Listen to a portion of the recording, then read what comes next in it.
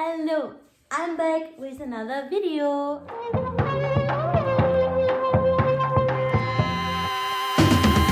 So today I was thinking I would share my tips on training at home, training hand balancing at home. I think at the moment many of you guys, including me, we have to train at home because gyms are closed, at least in Europe. And I know training at home is quite tough, like because you are on your own, obviously, and there's nobody who can push you, who can tell you what you are doing wrong, who can motivate you. It's really hard. You have to motivate yourself. And I know it's difficult, like I'm struggling as well, so that's why I thought I would share my tips on how I keep my motivation up and how I'm continuing and working. So maybe that's interesting. If not, you don't have to watch me talking all the time, but yeah, I wrote down some tips here. Thumbnail. So for handstand, actually it's really nice because you don't need a lot of equipment, actually nothing, you just need yourself. If you have time and you always wanted to learn a handstand, then now is the time to do it because you don't need a lot, you just need yourself, maybe a wall if you're a beginner, but that is all. Okay, let's start with the tips. Tip number 1, set up a gym at home where you can always go to, where you feel like, okay, now it's gym time, I have to practice. That's what I'm doing at least. So normally I live in the basement, but I always go to the second floor in our house where my parents live. And here I set up my gym when they are at work.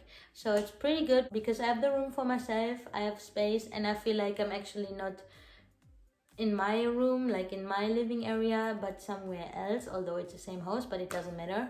And obviously not everyone has this option, but maybe go to another room and set up your training space there. I can maybe show you my equipment that I'm using. So here we have my canes. I'm using them every day, obviously. I'm training on them. Good boys. Then I have small canes also. They are really good because the ceiling is low and I often touch the ceiling when I'm on the high canes, so these canes are sometimes really helpful. Then I have a basket with blocks and elastic and magnesia, I don't know how you call it. Yeah, I use this sometimes. And then I have my training mat here. It's from IKEA. I get so many questions to this, but yeah, IKEA. And my yoga blocks, these are from Decathlon. Here I'm stretching in front of the TV, it's perfect. And if you're a beginner, it would be good to have a wall.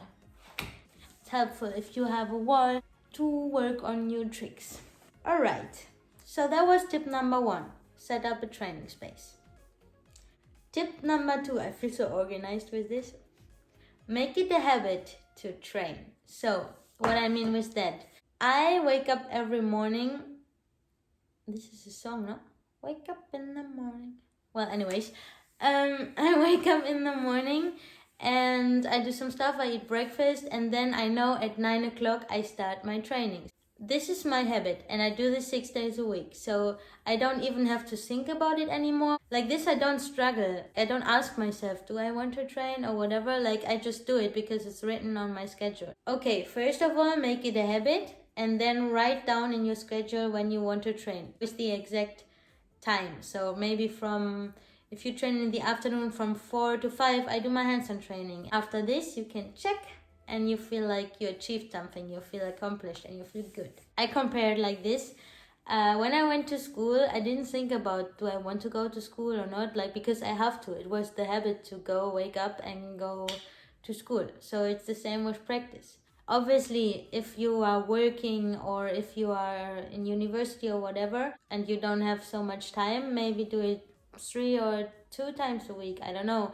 And it doesn't have to be every day at the same time like I do, but just make it a habit and write it down in your calendar. I think it's really helpful. Good. Tip number 3, structure your training. So kind of write down a little plan or program for yourself, because then you're not so lost. I know you can get lost if you're like, oh, maybe I should start working on this trick, and then in the middle of it, you're like, oh no, I want to work on this, and then you get so confused and lost.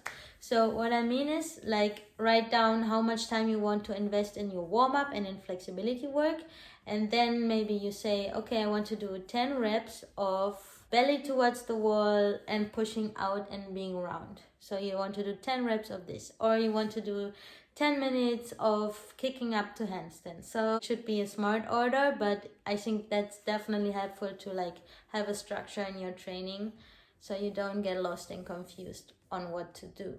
It's tough, but it works. Like this you progress definitely. Okay, I think now it's tip number 4. Record yourself. So you are training alone, you don't have a coach, you have nobody who can tell you what you are doing wrong. That's annoying, I know that. I hate that also. But I don't have a choice at the moment because we can't travel. It is like this. So I record myself and I can see what I'm doing wrong and I can correct myself most of the times. So for example, if you see your elbow is not straight, you see your mistake. If your hips are not in the right position, you see it. Or if you don't see it, take a screenshot of your shape, compare it to a shape where you're like, okay, this person is advanced. Take a screenshot of them and compare it, and then you can like look shoulders, look head, look elbows, hands, whatever, like compare every single thing, and then you will see in the alignment, okay, there is the mistake, and you can try to work on that. Or you will take a video and you send it to someone who has the knowledge and can help you. Maybe you have to pay for it, but some people also do it for free. If you send me a video and you're really nice, I will help you. Okay, then now it's more like the more fun tips that I have. Music. For me, music is really, really important. I make playlists for different kinds of moods I'm in. And in the morning, I'm like, choose which kind of mood I'm in. And I choose the playlist and I start listening to that. I start my training. I'm dancing in between, I'm singing. And it's really, really, really helpful. So, for example, some days I'm like, I want to listen 80s. So I'm really into the 80s mood in my training, or I want to listen to Shawn Mendes, or I want to listen to charts or to chill music or whatever, like whatever you like, put on music, and I promise you it will help, and it distracts yourself from like frustration and stuff like that, from the pain you're in maybe, because handstand is hard. Oh yeah, that's a really good one. Pick out a nice outfit. So in the morning, you have to go to your closet and you're like, oh, today I want to wear pink, or today I want to wear blue. And you pick up a nice outfit, then you already feel more motivated to start your training. So me, for example, Gymshark. Doesn't really fit together with the colors, but I don't care. It's really, really comfortable. Like sometimes I prefer long leggings, sometimes I prefer shorts, sometimes I'm wearing long sleeves, sometimes not. Like it depends on the weather obviously also, but yeah. Okay, and now actually it's the last tip already. I forgot counting. Let's do counting. 1, 2. So last but not least, tip number 7. Get creative. What I mean with that is, so there's one thing. Working on tricks, working on alignment, working on flexibility. It's technical work. It's not so fun sometimes. I know that. I hate it sometimes. Because if the trick is not clean yet, it takes you a lot of energy because maybe you do the technique wrong and stuff like that. And that's annoying and that's frustrating. For sure.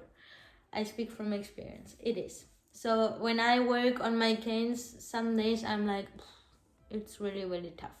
But I'm like, okay, until 12 o'clock, I'm pushing through it. I do it. And after it, I put music. I think about some routines. I think about combining my handstands with some dancing, with some gymnastics that fits to the music. And I just like make a nice flow.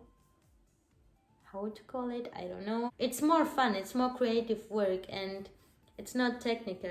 Obviously, you use technique for doing this. But yeah, there's one thing, technique, and there's the other thing, creativity and making an art out of this sport Many people call it sport, I call it art. Yeah, so these are my tips. I will tell all the tips again. So first of all, I have to check again. Set up your training space. Then second, make it a habit and write down in your calendar when you want to train. Structure your training, make a training plan.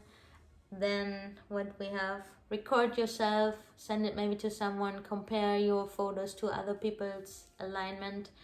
Then nice music, make playlists, nice outfits, and creativity. Use your technique for your art, for floating in music and making nice little 20 seconds routines and sequences out of your work. Okay, I stopped talking now. I was talking for a long time now. So I hope you liked it, and next time I will do a follow along routine again. So stay tuned for that, and I will see you in the next video. Bye bye.